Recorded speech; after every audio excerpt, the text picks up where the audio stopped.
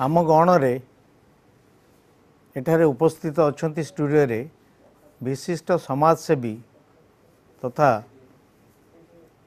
हिंद सेवक संघर राष्ट्रीय अध्यक्ष श्री दामोदर साहू मुझे स्वागत करुच्ची।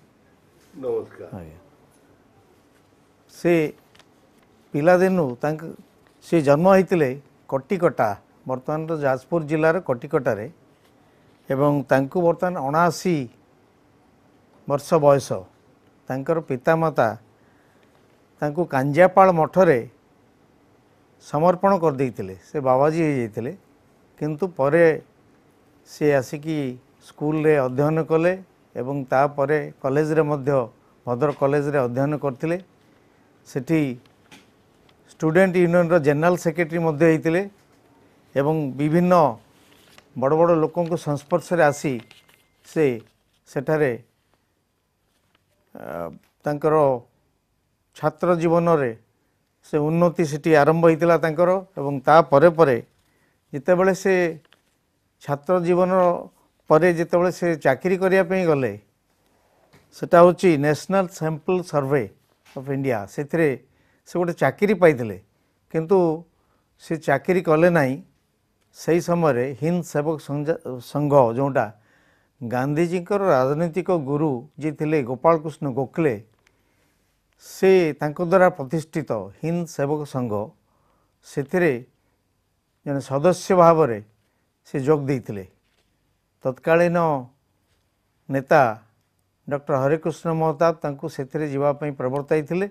फल से चाकरी लोभ परित्याग करी से हिंद सेवक संघ रे जोग देइथिले एवं ता परठू से समाज सेवा को जीवन व्रत भाव ग्रहण करथिले एवं से दिन ठारू आज पर्यंत 79 वर्ष बयस है तांकू किंतु से समाज सेवार ही निजको सामिल करछंती। आउ तांकर बहु बाधा विघ्न आसी जीवन रे ता सत्वे से कार अमंगल चिंता करती ना। यहाँ हूँ बड़ कथा। आउ छोट पिला आरंभ करी बुढ़ा पर्यंत समस्त सेवा करी आछंती। चौद्वार रे गोटे शिशु सदन अच्छी जार दायित्व रे से निजे अछंती एवं लक्ष्मीनारायण साहू जी थिले एई हिंद सेवक संघर राष्ट्रीय सभापति थिले।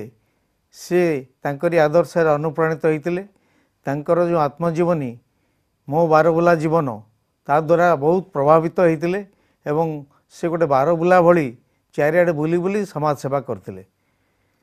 आ से राष्ट्रपति द्वारा सम्मानित होइचंती दिल्ली रे एवं तांको पूर्वरु आउ जने ओडिया जे श्याम सुंदर मिश्र से मध्य राष्ट्रीय सभापति थिले एवं पुणे ठारे हितवाद बोली जो दैनिक संवादपत्र गोटे बाहुला हिंदी रे ना इंग्लिश रे बाहुला हिंदी रे मध्य बाहुला बोधे से जाओ सेटा मध्य तांकरी हिंद सेवक संघ अधीन रे थिला एवं से सबू वर्तमान सारा भारत रे से हिंद सेवक संघ जरिया रे तांकर समाज सेवा को बजाय रखी पारचंती। आमे चलंतु आज एभली जने विशिष्ट समाजसेवी श्री दामोदर साहू को आज भेटिबा एवं तांको किछि पचारिबा। आम स्टूडियो रे जो कार्यक्रम को आपन स्वागत करछु एवं आपण को पचारुछि आपणकर आपण एते बड़ समाजसेवी सारा भारत रे बोलुचंती किंतु आपणक बाल्यकाल किपरि कटथिला से विषय गोटे आग्रह होउछि जानिया पई। मोर बाल्यकाल मो बापा माँ भाई समस्ते थिले किंतु मोर ओरिजिन हूँ मो बापा सी भी आसी पुष्यपुत्र होगी 9 वर्ष बयस बापा माँ चलीगले। मोर जे जेजे बापा सिद्धनाथ साहू आ मोर जेजे माँ सुबर्ण माँ से चलीगले। तेणु से दुख आरंभ होता बापा को से 9 वर्ष बयस जा कलिकता गोटे दुकान में जाकि साहाଯ୍य करती चा दियंती ग्लास यही सब कार्य करती। कालक्रम भगवान आशीर्वाद प्रति आसी से डेभलपमेंट कर। मुझे जन्म हली मो बापा मो माँ कौन कले ना मत उत्सर्ग करदे से अविभक्त बालेश्वर जिला बर्तमान भद्रक जिला अंतर्गत धामनगर सब डिविजन कांजियापाल मठ बहुत विशाल मठ महापुरुषंकर ସେଇଠି ଉତ୍ସର୍ଗ କରିଥିଲେ। ଉତ୍ସର୍ଗ ସିନା କରିଦେଲେ, କିନ୍ତୁ ମହନ୍ତ ମହାରାଜ ଯିଏ ଥିଲେ ସେ କହିଲେ ନାଇଁ ନାଇଁ ଅନନ୍ତ ଦାମୋଦରଙ୍କୁ ପଢ଼ାଇବାକୁ ହେବ। ତେଣୁ ମଠ ମହାରାଜଙ୍କର ନିର୍ଦ୍ଦେଶ କ୍ରମେ ଆପଣ କୋଉ ସ୍କୁଲରେ ପଢ଼ିଲେ? ମହାରାଜଙ୍କ ନିର୍ଦ୍ଦେଶ କ୍ରମେ ମୋତେ ପଠେଇଲେ ପୁରା ଦଶରଥପୁର ଶ୍ୟାମସୁନ୍ଦର ମଠ। ସେଠି ହେଉଛନ୍ତି ମହନ୍ତ ମହାରାଜ କି ଅଚ୍ୟୁତାନନ୍ଦ ଦାସ। ସେଇ ମଠରେ ମୁଁ ରହିକିରି ମନ୍ଦିରର ଅଗଣା ଟିକେ ଝାଡ଼ୁ ଦିଏ, ଚମ୍ପା ଫୁଲ ତୋଳିକି ପ୍ରତିଦିନ ଶ୍ୟାମ ସୁନ୍ଦରଙ୍କ ପୂଜା ପାଇଁ ଦିଏ, ଏବଂ ଯାହା ମନ୍ଦିରରେ ପ୍ରସାଦ ହୁଏ ସେଇ ପ୍ରସାଦରେ ଆଧ୍ୟାତ୍ମିକ ପରିବେଶ ସହିତ ଗୋଟେ ସମାଜ ସେବା ପାଇଁ ଆପଣଙ୍କ ଭିତରେ ଗୋଟେ ସ୍ପୃହା ସେଇଠୁ ଜାଗ୍ରତ ଆରମ୍ଭ ହେଇଥିଲା। ହେଇଛି, ସେଇଠୁ ଆରମ୍ଭ ହେଇଛି ଫାଉଣ୍ଡେସନ। ତେବେ ଆପଣ କଲେଜରେ ପଢ଼ିଲେ ଯେତେବେଳେ, ସେତେବେଳକୁ କ'ଣ ସେଠି ପଢ଼ି ସାରିଲା ପରେ ଆମର ସବୁବେଳେ ସେତେବେଳେ କ'ଣ ସବୁଠୁ ବଡ଼ ଆଶ୍ରା ଥିଲେ କିଏ? ଡକ୍ଟର ହରିକୃଷ୍ଣ ମହତାବ। ସମସ୍ତେ ଆମ ଏରିଆରେ ସମସ୍ତେ ତାଙ୍କୁ ଜାଣନ୍ତି। ନରୁବାବୁ, ଆପଣ କୋଉ କଲେଜରେ ମୁଁ ପଢ଼ୁଥିଲେ? ଭଦ୍ରକ ମହାବିଦ୍ୟାଳୟରେ, ନରୁବାବୁ ଥିଲେ ସେତେବେଳେ ସେକ୍ରେଟେରୀ। ଆମେ ଯାଇକି ପ୍ରାଇଭେଟ କଲେଜ ଥିଲା? ପ୍ରାଇଭେଟ କଲେଜ, କିନ୍ତୁ ଓଡ଼ିଶାର ବହୁତ ସୁନାମ ଥିଲା ତାଙ୍କର। ସେକେଣ୍ଡ ଲାର୍ଜେଷ୍ଟ ପ୍ରାଇଭେଟ କଲେଜ ଥିଲା ସେଇଟା। ମହତାବ କୋଠିରୁ ଆମେ ସବୁ ଯେଉଁ ଗରିବ ଶ୍ରେଣୀର ପିଲା ଯାଉ, ସେଠୁ ଆମକୁ ପଠାଯାଏ କେଉଁଠି? ନରୁବାବୁଙ୍କ ପାଖକୁ। କନସେସନ୍ କରିକି ଆମକୁ ସବୁ ଆଡ଼ମିସନ୍ କରାଯାଏ। ସେଇ ହେଇଥିଲା ଭଦ୍ରକ ମହାବିଦ୍ୟାଳୟରେ ଦୀର୍ଘ 5 ବର୍ଷ ରହିକିରି ଅଧ୍ୟୟନ କଲି। ନା, ଆପଣ ସେଠି ଛାତ୍ର ନେତା ମଧ୍ୟ ଥିଲେ, ହଁ କଲେଜ ୟୁନିୟନର ସେକ୍ରେଟାରୀ ମଧ୍ୟ ଥିଲେ। ଆଜ୍ଞା। ସେ ସମୟରେ ଯାହା ଆପଣଙ୍କର ସମସାମୟିକ ସେମାନେ କହନ୍ତି, ଆପଣ ସମସାମୟିକ କିଏ କିଏ ବର୍ତ୍ତମାନ? ମୋର ବର୍ତ୍ତମାନ ଯିଏ ମନ୍ତ୍ରୀ ଥିଲେ, ଏବେ ଅଛନ୍ତି MLA, ମୋର ତ ବହୁତ ଥିଲେ। ସେ ମୋ ବ୍ୟାଚ୍ର ଯେଉଁ ପିଲାମାନେ ଥିଲେ ସେମାନେ ସବୁ ୱେଲ୍ ପ୍ଲେସ୍ଡ। କିଏ କଲେକ୍ଟର ହେଇଛି, କିଏ ସେକ୍ରେଟାରୀ ହେଇଛନ୍ତି, କିଏ କ'ଣ ହେଇଛନ୍ତି, କିଏ MLA ହେଇଛନ୍ତି, କିଏ MP ହେଇଛନ୍ତି, ଏରକମ ସବୁ ଷ୍ଟାଟସ୍ର।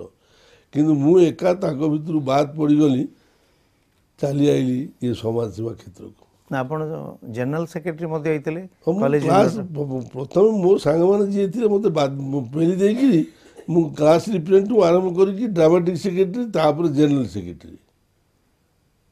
ଆଚ୍ଛା, କ'ଣ କ'ଣ ସାମାଜିକ କାର୍ଯ୍ୟ ସେତେବେଳେ କରିଥିଲେ? ଛାତ୍ରମାନଙ୍କ ପାଇଁ ହଁ, ଛାତ୍ରମାନଙ୍କ। ସେଠି ଗୋଟେ ଥିଲା କ'ଣ, ସେତେବେଳେ ଆମର ବିଭିନ୍ନ ଛାତ୍ର ସଂଗଠନ ଥିଲା।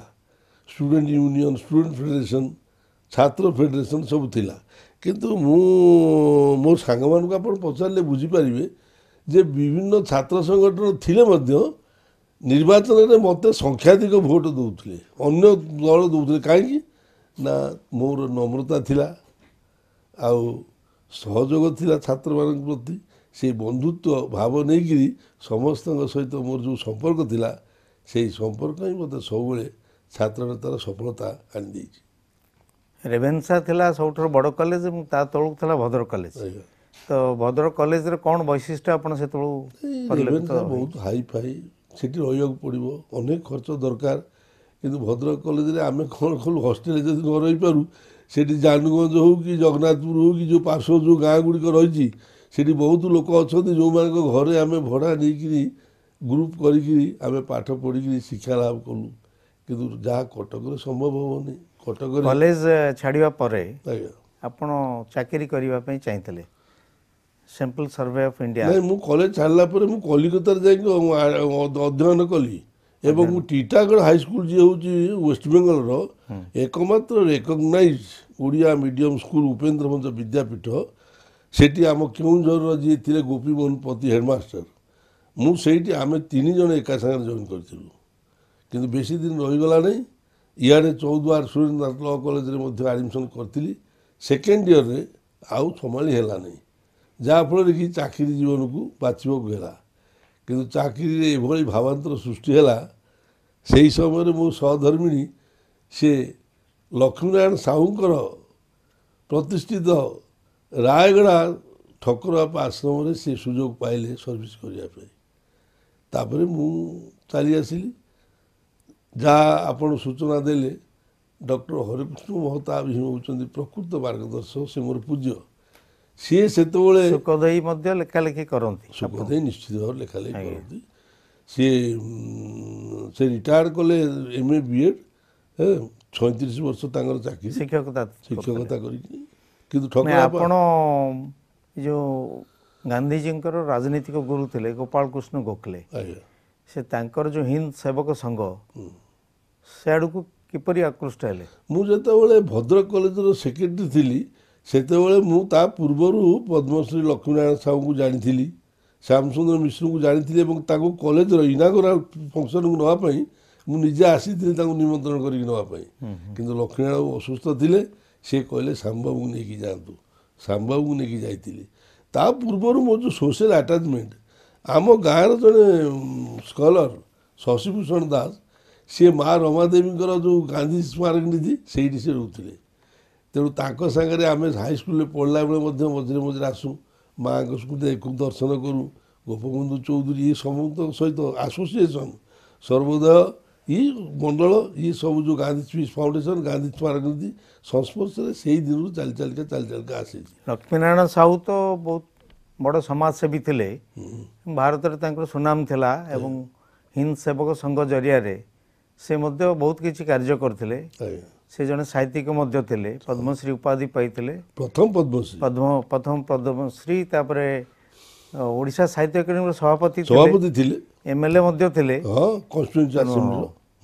ତେଣୁ ଆପଣ ତାଙ୍କ ସଂସ୍ପର୍ଶରେ ତ ଆସିଥିଲେ, ଶ୍ୟାମସୁନ୍ଦର ମିଶ୍ର ତାଙ୍କ ସଂସ୍ପର୍ଶରେ ଆସିଥିଲେ, ଆଉ କେଉଁ ରାଷ୍ଟ୍ରୀୟ ସ୍ତରର ନେତା ତାଙ୍କ ସଂସ୍ପର୍ଶରେ ଆପଣ ଆସିଥିଲେ? ନାଇଁ, ମୁଁ ସର୍ଭେଣ୍ଟସ୍ ଅଫ୍ ଇଣ୍ଡିଆ ସୋସାଇଟିରେ ଯୋଗ ଦେଲା ପରେ ମୋର ଓଡ଼ିଶା ବାହାରେ ବହୁ ନେତୃସ୍ଥାନୀୟ ବ୍ୟକ୍ତିମାନଙ୍କ ସହିତ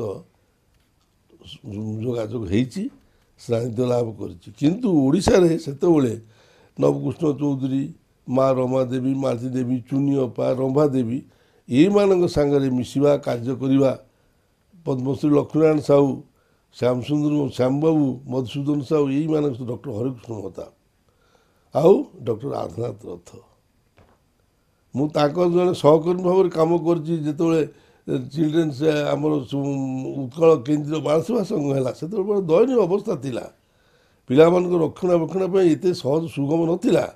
ଯାହା ଯେଉଁ ଶିଶୁ ସଦନଟି ଆପଣଙ୍କ ଦାୟିତ୍ୱରେ ରହିଛି, ତାର ମଧ୍ୟ ସୁନାମ ରହିଛି, କିନ୍ତୁ ସେ ସମ୍ପର୍କରେ ଟିକେ କହୁନାହାନ୍ତି। ସେଇଟା ହେଉଛି ଗୁରୁକୁଲ ଆଡ଼ୁ ଏଇଟା ଅତିରଞ୍ଜିତ ବୋଲିକି ଭାବିବେନି କେହି।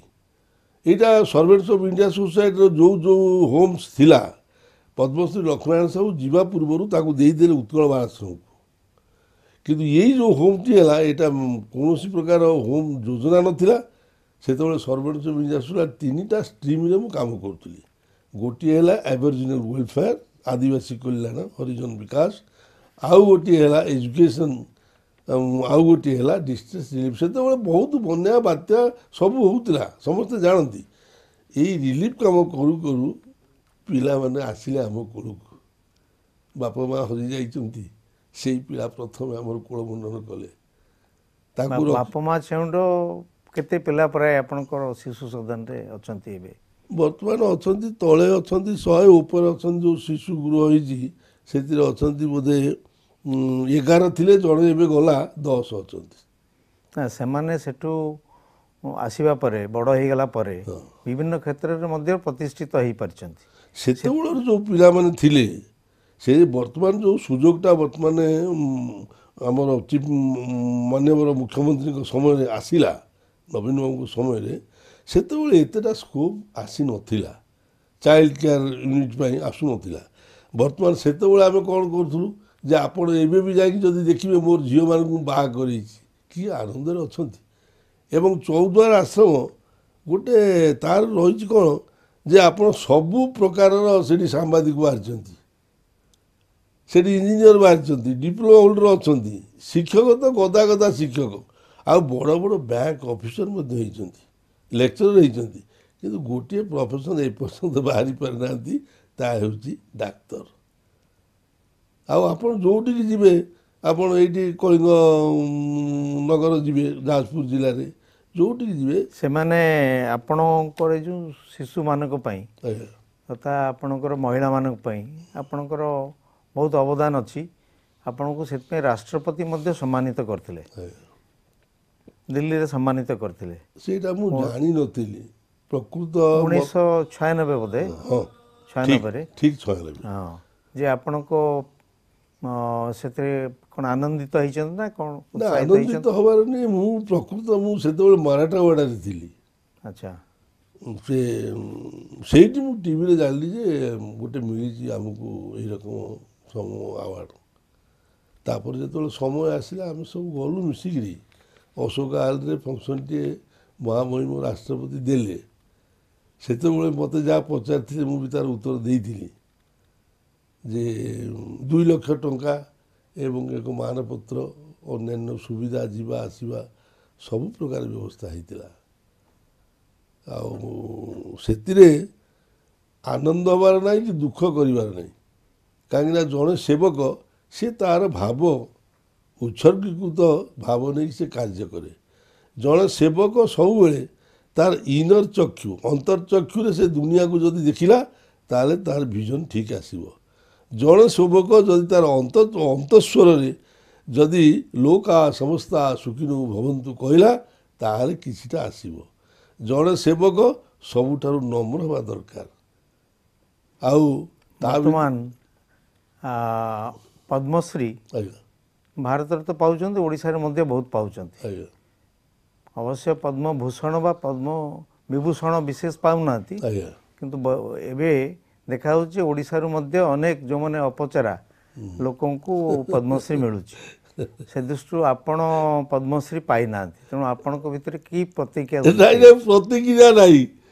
ମୋର ଗୋଟିଏ ବା ହେଲା ମୋର ଯେଉଁମାନଙ୍କୁ ଆପଣ ଶିଶୁ ସଦନକୁ ଯିବେ ବଡ଼ ବଡ଼ ଅକ୍ଷରରେ ଲେଖା ହେଇଛି ଦେବ କନ୍ୟା ମନ୍ଦିର, ଦେବ ଶିଶୁ ମନ୍ଦିର, ଯିଏ ତାକୁ ଯେଉଁ ଅର୍ଥରେ ନେଉ ସେଇମାନେ ହେଉଛନ୍ତି ମୋ ପାଇଁ ଦେବତା ଦେବୀ।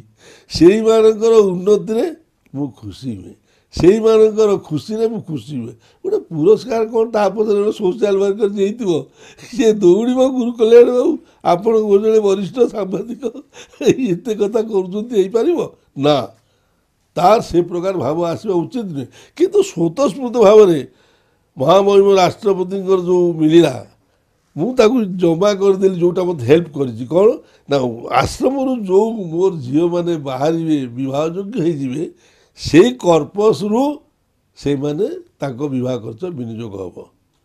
ବର୍ତ୍ତମାନ ମୁଁ ଭାବୁଛି ସେ କର୍ପସ ଏବେ ସେ 2 ଲକ୍ଷଟା ଏବେ ବୋଧେ ବଢ଼ିଗଲାଣି ଆଶ୍ରମରେ। ଆଉ ଖୁବ୍ ସୁନ୍ଦର ଜାଗାରେ ପିଲାମାନେ ବାହା ହେଇଛନ୍ତି। କିନ୍ତୁ କେତେବେଳେ ହେଲେ ଗୁରୁ କଲ୍ୟାଣ ବାବୁ ଦୟାକରି କ୍ଷମା କରିବେ କୌଣସି ପ୍ରକାର ପାୱାର ପୋଜିସନ୍ ବା ପ୍ରଶଂସା ପଛରେ ଦୌଡ଼ି ନାହିଁ। ତା ପଛରେ ତ ଆପଣ କେବେ ଗୋଡ଼େଇ ନାହାନ୍ତି, କିନ୍ତୁ ସେତେବେଳର ଯେଉଁ ସମାଜ ସେବା ଆଜ୍ଞା ଗୋଟେ ମନୋବୃତ୍ତି ନେଇକି ଆପଣ ଆସିଥିଲେ ଏବଂ ଏଇ ସ୍ତରରେ ପହଞ୍ଚିଛନ୍ତି ସମାଜ ସେବା କ୍ଷେତ୍ରରେ। ଏ ବର୍ତ୍ତମାନର ସମାଜ ସେବା ଆଉ ସେତେବେଳର ସମାଜ ସେବା ଆ ଭିତରେ କ'ଣ ପାର୍ଥକ୍ୟ ଆପଣ ଦେଖୁଛନ୍ତି? ସେତେବେଳେ ଥିଲା କ'ଣ ଯେ ପ୍ରକୃତ ମାନବ ସେବା ମାଧବ ସେବା ବୋଲିକି ଉତ୍କଳମଣି ଗୋପବନ୍ଧୁ ଲକ୍ଷ୍ମୀନାରାୟଣ କାନ୍ତକବି ଯେତେ ସବୁ ଥିଲେ ଓଡ଼ିଶାରେ ଓଡ଼ିଶା ବାହାରେ ଗାନ୍ଧିଜୀ ସମସ୍ତଙ୍କର ସେଇ ଥିଲା ଭାବ ଥିଲା ମାନବ ସେବା ମାଧବ ସେବା। ବର୍ତ୍ତମାନ ମାନବ ସେବା କ'ଣ ହେଉଛି? ମାଧବକୁ ଆସିବେ କୁଆଡ଼ୁ? ବର୍ତ୍ତମାନ ଯେତେବେଳେ ପ୍ରତିଯୋଗିତା ଚାଲିଛି ସହଜରେ କେମିତି ଅର୍ଥ ବେଶୀ ଉପାର୍ଜନ କରିବା ଆଉ ନିଜ ନିଜ ଭିତରେ ସ୍ୱାଧୀନତା ପରବର୍ତ୍ତୀ ଅବସ୍ଥା ମୁଁ କହୁଛି, ସେତେବେଳେ ସମାଜ ସେବା କରିବା ପାଇଁ କାହିଁକି ବେଶୀ ଲୋକ ଆଗ୍ରହ ପ୍ରକାଶ କରୁନାହାନ୍ତି? ଆପଣଙ୍କର କ'ଣ ମତ ଏଥିରେ? ସେ ପା କଥା ହେଲା ଏଇଆ, ସ୍ୱାମୀ ଶିବାନନ୍ଦଜୀ ଦିବ୍ୟ ଜୀବନ ସଂଘରେ କହିଲେ see good be good do good and allow others to be good. ତୁମେ ନିଜେ ଭଲ ହେଲେ ସିନା ଅନ୍ୟକୁ ଉତ୍ସାହିତ କରିବ ପ୍ରୋତ୍ସାହିତ କରିବ।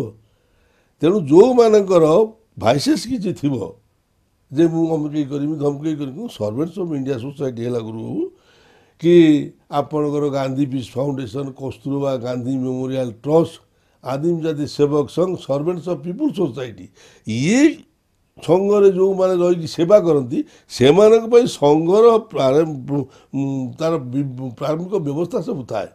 ସେମାନେ ଧରନ୍ତୁ ଅନ୍ୟ ଯେଉଁ ସେବା କ୍ଷେତ୍ରରେ କାର୍ଯ୍ୟ କଲାବେଳେ ତାଙ୍କ ପାଇଁ ସେ କିଛି ଉପଯୋଗ କରିପାରନ୍ତି ନାହିଁ, ଯେହେତୁ ସେ ସଂସ୍ଥା ତାଙ୍କୁ ବିନିଯୋଗ କରେ।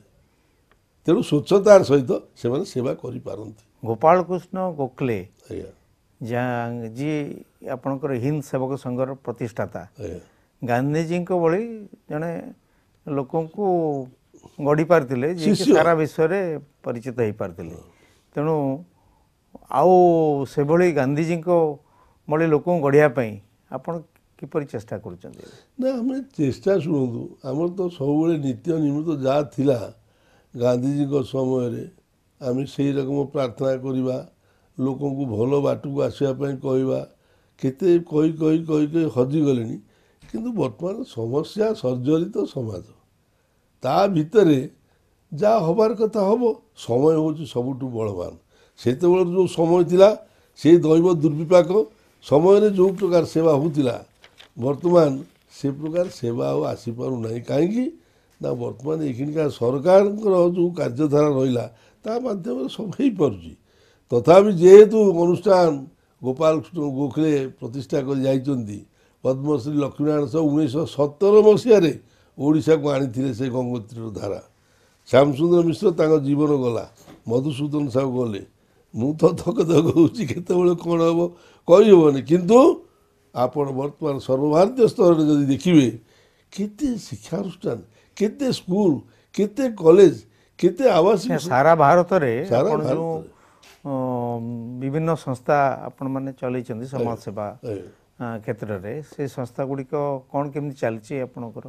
ଆପଣ ଧରନ୍ତୁ ମ୍ୟାକ୍ସିମମ୍ ହେଉଛି କେଉଁଠି ଉତ୍ତରପ୍ରଦେଶ ଆଉ ଉତ୍ତରାଞ୍ଚଳ, ଯେଉଁଗୁଡ଼ାକ ଅନଡେଭଲପଡ୍ ଏରିଆ ଥିଲା, ଲକ୍ଷ୍ମୀପୁର, ଖେରି, ଚନ୍ଦନ ଚୌକି, ନେପାଳ ବର୍ଡ଼ର, ମୁଁ ସବୁ ଏରିଆକୁ ଯାଇଛି ଦେଖିଛି। ଯେ ଆପଣଙ୍କର କେରଳା, ତାମିଲନାଡ଼ୁ, ଆନ୍ଧ୍ରା ଆପଣ ଏଇଠି ଗୋଟେ ଅନୁଷ୍ଠାନ ଦେଖିବେ ଗୋଖଲେ ଚିଲଡ୍ରେନ୍ସ ହୋମ୍, ବୁଝିଲେ। ବହୁ ଅନୁଷ୍ଠାନ ଭାରତବର୍ଷରେ ରହିଛି। ଆଗାମୀ ଦିନରେ ତାର ବର୍ତ୍ତମାନ 118 ବର୍ଷ ହେଇଗଲା। ସର୍ଭେଣ୍ଟସ୍ ଅଫ୍ ଇଣ୍ଡିଆ ସୋସାଇଟି 1905ରେ ଆରମ୍ଭ ହେଇଥିଲା। ଆଗାମୀ ଦିନରେ ସମସ୍ତଙ୍କର ସହଯୋଗ ଦରକାର, ପୁରସ୍କାର ନୁହେଁ। ସମସ୍ତଙ୍କର ସାହାଯ୍ୟର ହାତ ବଢ଼ୁ। ସତ୍ୟ, ଶାନ୍ତି, ଦୟା, କ୍ଷମାର ଭାବ ନେଇକି ଯେଉଁ ସେବକମାନେ ଆସନ୍ତୁ ସେ ପ୍ରକୃତ ତାଙ୍କ ଅନ୍ତର୍ଚକ୍ଷୁରେ ଭଲ ଦୃଷ୍ଟି ଭିଜନ ଦେଖିବା ଏବଂ ଅନ୍ତଃସ୍ୱରରେ ଭଲ କରିବା ପାଇଁ ସେମାନେ।